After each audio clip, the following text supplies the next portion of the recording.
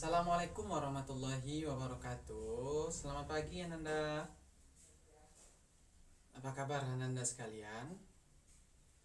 Alhamdulillah baik semua ya. Oke, sebelum kita memulai mengawali pembelajaran, mari kita berdoa dulu ya. Berdoa mulai.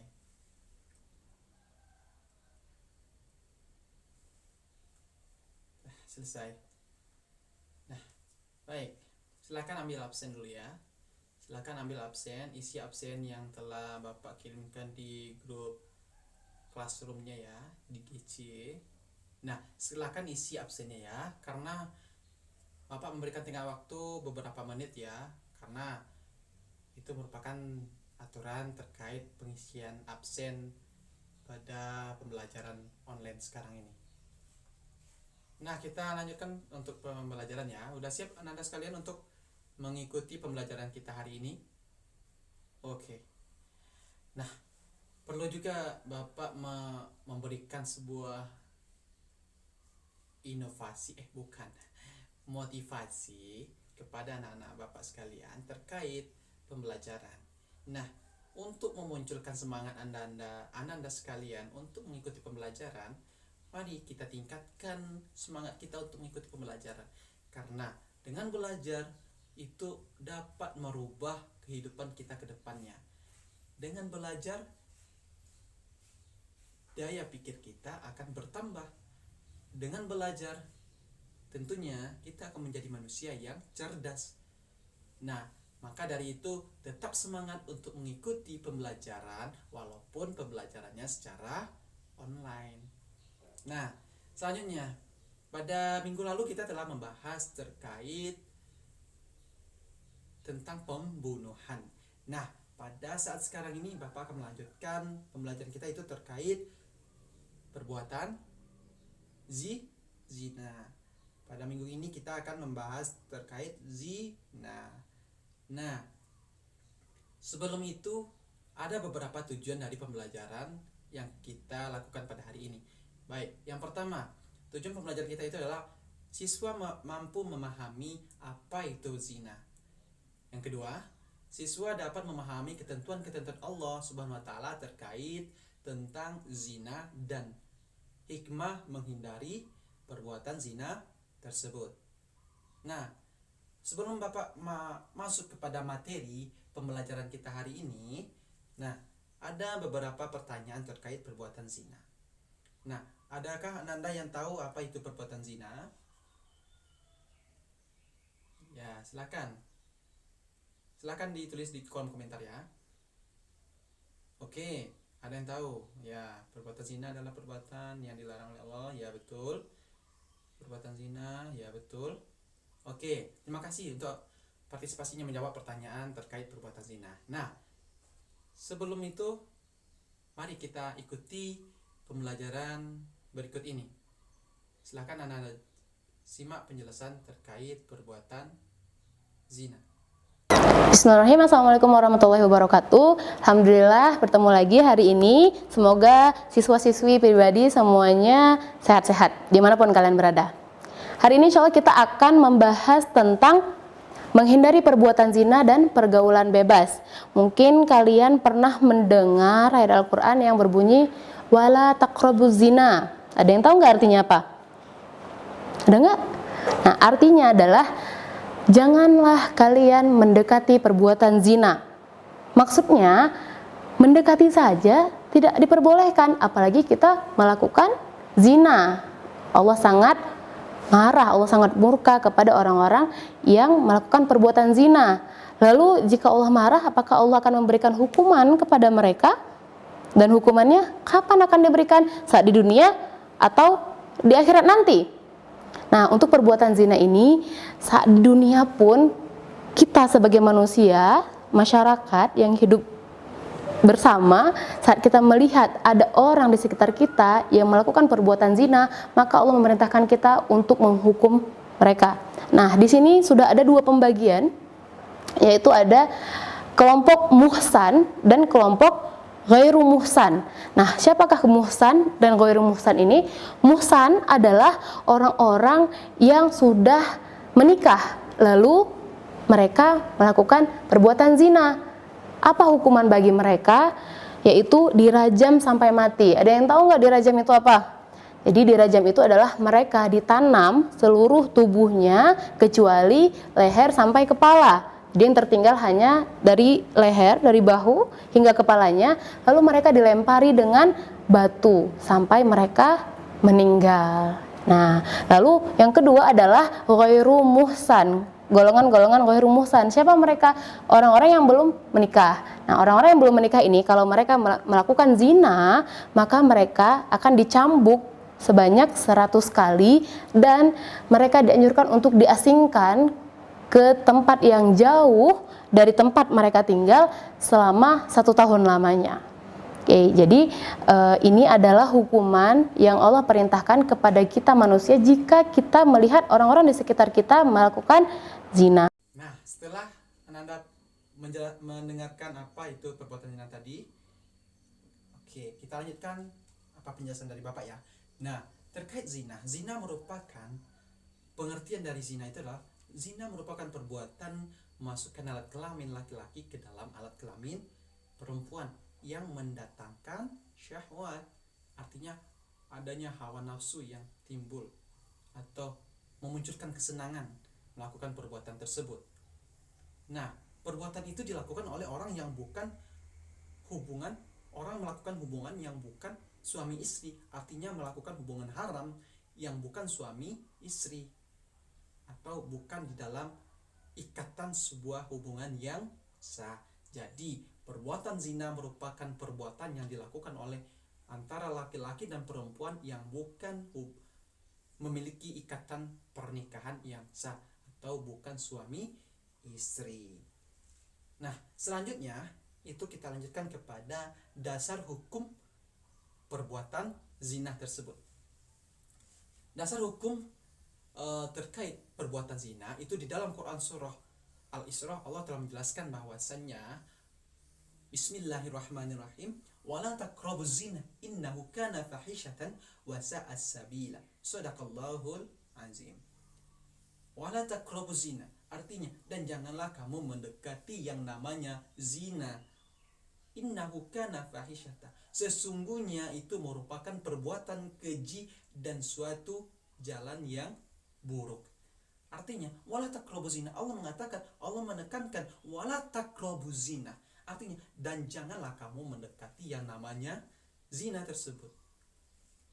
Maka janganlah sekali-sekali Ananda sekalian untuk mendekati perbuatan zina, karena mendekatinya saja sudah Allah haramkan, Allah larang, apalagi kita melakukan yang namanya perbuatan zina tersebut. Artinya apabila kita melakukan perbuatan zina tentu akan banyak konsekuensi yang akan kita terima, artinya akan banyak hukuman yang akan kita terima. Nah, itu terkait tentang dasar hukum perbuatan zina. Selain itu, para ulama juga sepakat bahwasannya hubungan atau melakukan perbuatan zina tersebut adalah haram secara syara. Nah, itu terkait tentang dasar hukum serta hukum perbuatan zina. Baik, selanjutnya itu adalah dasar penetapan hukum zina. Nah, dalam menetapkan seseorang itu melakukan zina, maka harus ada 4 dasar yang harus kita buktikan. Yang pertama, adanya 4 orang saksi laki-laki yang adil. Artinya adil itu adalah tidak memihak ke salah satu pihak. Jadi yang pertama itu adalah adanya 4 orang saksi laki-laki yang adil. Nah, yang kedua adalah pengakuan dari pelaku zina tersebut. Artinya yang melakukan perbuatan zina tersebut mengaku ke pengadilan bahwasanya dia melakukan perbuatan zina tersebut. Nah, itu adalah dasar penetapan hukum zina. Nah, selanjutnya adalah syarat penetapan hukuman. Yang pertama adalah pelaku zina sudah balik dan berakal. Kalau dia belum balik dan berakal, berarti dia belum bisa dikatakan melakukan perbuatan zina. Nah, yang kedua, dilakukan tanpa paksaan. Artinya pelaku zina melakukan perbuatan tersebut memang berdasarkan dari hati atau berdasarkan hawa nafsu mereka masing-masing. Artinya bukan dari paksaan dari orang lain. Nah, yang ketiga adalah pelaku mengetahui bahwasannya zina akan mendapatkan hukuman. Artinya dia mengetahui konsekuensi hukumnya adalah apabila dia melakukan perbuatan zina, maka dia akan mendapatkan yang namanya hukuman atau konsekuensi setelah melakukan perbuatan zina tersebut. Nah, selanjutnya adalah telah diyakini pezina atau pelaku zina tersebut ditetapkan sudah melakukan perbuatan keji. Artinya memang benar-benar sudah melakukan perbuatan tersebut, artinya sudah dibuktikan dengan 4 orang saksi laki-laki atau bahkan pengakuan dari pelaku zina tersebut. Nah, selanjutnya kita lanjut kepada macam-macam zina dan hadnya atau hukumnya. Nah, ada 2 macam pelaku zina. Yang pertama itu adalah zina muhsan. Artinya orang yang sudah melakukan perbuatan atau orang yang sudah melakukan perkawinan atau pernikahan yang sah. Nah, dia mendapatkan hukuman rajam. Artinya dilempar batu yang berukuran. Hukum rajam itu adalah dilempar batu berukuran sedang dan itu dilempar sampai dia mati. Nah, selanjutnya itu adalah pezina ghairu muhsan. Artinya orang yang belum melakukan hubungan pernikahan yang sah atau belum ada ikatan hubungan nikah yang sah, maka dia mendapat hukuman cambuk 100 kali. Berbeda dengan pezina muhsan. Kalau zina muhsan itu adalah orang yang sudah melakukan perbuatan atau sudah melakukan hubungan pernikahan, sedangkan pezina ghairu muhsan belum melakukan hubungan atau melakukan pernikahan. Nah, itu macam-macam zina dan hadnya. Selanjutnya, hikmah dilarangnya atau diharamkannya perbuatan zina tersebut. Nah, di dalam Islam apabila sesuatu yang dilarang oleh Allah Subhanahu wa taala tersebut, memang itu akan memunculkan suatu manfaat bagi kita. Memang Allah tidak ingin menginginkan hambanya atau makhluk ciptaannya mendapatkan mudarat, makanya Allah melarang kita berbuat zina. Ada beberapa hikmah diharamkannya zina. Yang pertama, memelihara keturunan. Nah, artinya apabila orang tidak melakukan perbuatan zina, tentu akan memelihara keturunannya. Kalau orang yang melakukan perbuatan zina 7 keturunan, sebagaimana orang mengatakan bahwasanya 7 keturunan akan dicaci dan dimaki oleh orang lain. Nah, itu terkait yang pertama, memelihara keturunannya. Yang kedua, menjaga harga diri dan kehormatan manusia. Kalau orang yang mampu menjaga dirinya dan kehormatannya, tentu akan merasakan nikmatnya keindahan kehidupan. Artinya dia bisa menjaga dirinya untuk tidak berbuat zina. Nah, yang ketiga, menjaga ketertiban dan ketentraman dan ketenangan dan kerukunan di dalam rumah tangga. Kalau ada salah seorang dari dalam rumah tangga tersebut, umpamanya suami melakukan perbuatan zina dengan orang lain, atau selingkuh dia, atau melakukan perbuatan zina dengan orang lain, atau bukan dengan istrinya tersebut, dia melakukan perbuatan zina, maka itu akan membuat rumah tangga tersebut hancur. Nah, jadi yang ketiga itu menjaga ketertiban dan ketenangan dan kerukunan dalam rumah tangga. Dan yang keempat atau yang terakhir adalah memunculkan kasih sayang terhadap anak yang dilahirkan dari hubungan pernikahan yang sah. Jadi itulah 4 hikmah diharamkannya perbuatan zina. Nah, mungkin itu terkait penjelasan Bapak tentang zina. Mungkin ada anak-anak sekalian yang ingin bertanya terkait materi kita hari ini, atau mungkin ada yang tidak dipahami. Oke, silakan yang ingin bertanya. Oh, sudah paham semua ya? Oke, sekarang Bapak yang ingin bertanya, silakan jawab melalui kolom komentarnya ya. Coba Ananda jelaskan apa maksud dari perbuatan zina tersebut.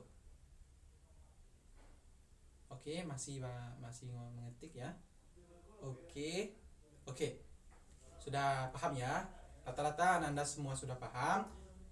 Berarti mudah-mudahan Ananda sekalian dapat memahami apa itu perbuatan zina dan konsekuensinya serta ketentuan Allah terhadap perbuatan zina tersebut. Nah, kita lanjut untuk kesimpulannya. Zina adalah perbuatan yang sangat dilarang oleh Allah Subhanahu wa taala. Allah mengharamkan perbuatan zina dan tentunya Allah sangat menginginkan hambanya itu baik-baik. Dan orang yang meninggalkan perbuatan zina tentu akan mendapatkan suatu hikmah yang sangat besar. Nah, itulah penjelasan Bapak terkait perbuatan atau zina. Itulah penjelasan Bapak terkait materi kita hari ini, itunya materi tentang zina. Mudah-mudahan Anda sekalian dapat memahami, dan sebelum itu silakan Anda kerjakan atau silakan Anda browsing terkait materi zina hari ini. Dan minggu depan insya Allah Bapak akan menanyakan kembali apa yang sudah Anda pahami dan apa yang telah, dan silakan bandingkan dengan pemahaman Anda sekalian setelah Bapak menjelaskan materi zina ini. Dan mari kita tutup pembelajaran hari ini dengan membacakan Alhamdulillah, dan kita tutup pembelajaran hari ini. Mudah-mudahan apa yang kita kerjakan ini dalam mendapatkan pahala di sisi Allah Subhanahu wa taala, dan kita diberikan kemudahan dalam menjalankan kehidupan kita sehari-harinya.